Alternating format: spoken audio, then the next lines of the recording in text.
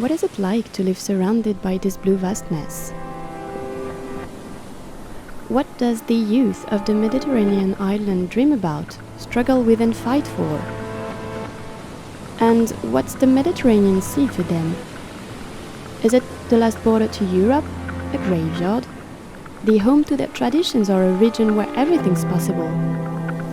That is what Café Babel chose to explore with its last editorial project, Blue Border. Blue Border, it's a team of 10 reporters, journalists and photographers coming from all over Europe and beyond, because we have like a Russian photographer and a Kenyan author, which are traveling to 5 islands of the Mediterranean Sea, Malta, Cyprus, Corsica, Crete and Sicily, to report about various topics.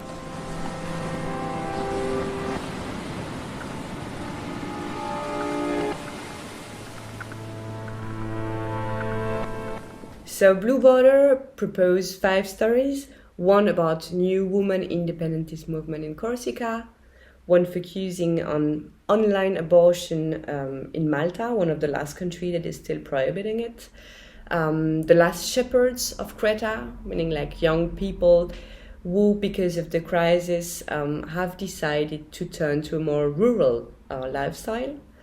The fight of local journalists against the mafia in Sicily, that is obviously still a very, very strong issue there. And the story about African immigrants stuck in northern Cyprus.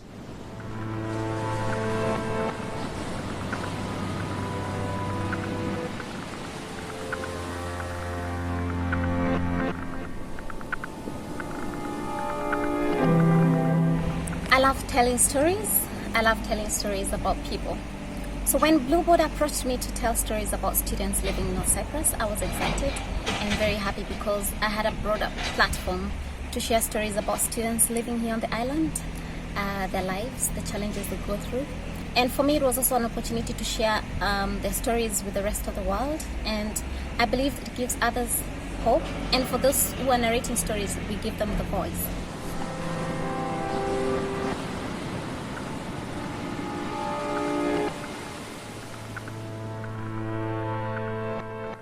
I enjoyed the story that we worked on, chasing the shepherds all around Crete.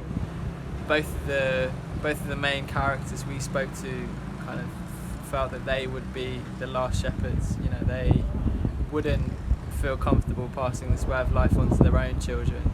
So it's kind of a beautiful but also tragic story about a way of life, sort of centuries, generations old way of life, seemingly coming to an end.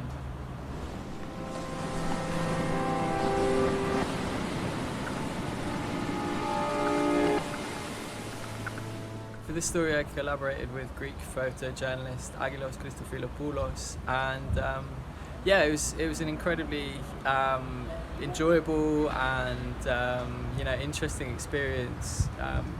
Visiting Crete with him. He's been working in Greece for over 20 years and has seen a huge amount of the changes, and I learned a huge amount from him. I wanted to take part in the project because I thought the sort of like transcontinental focus, if you like, was really interesting. It was a good way to kind of look at what the European identity means on the sort of far-flung reaches of Europe.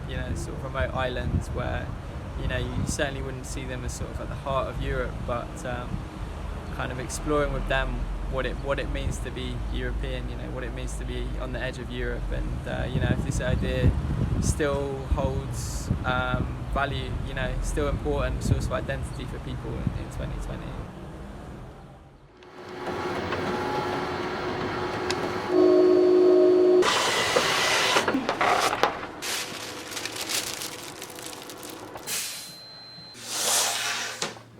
The Blue Border adventure is not over.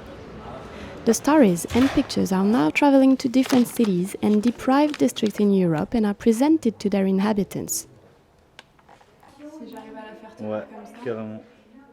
Through this touring exhibition and workshops led by journalists and photographers from the project, Café Babel seeks to broaden the debate about what it means to be European, both on an island or in a so-called difficult neighborhood. After a first and long stop in Marseille disturbed by the corona crisis, the team heads off to its new destinations. Come and embark on our journey to explore with us the complexity of Euro-Mediterranean identities.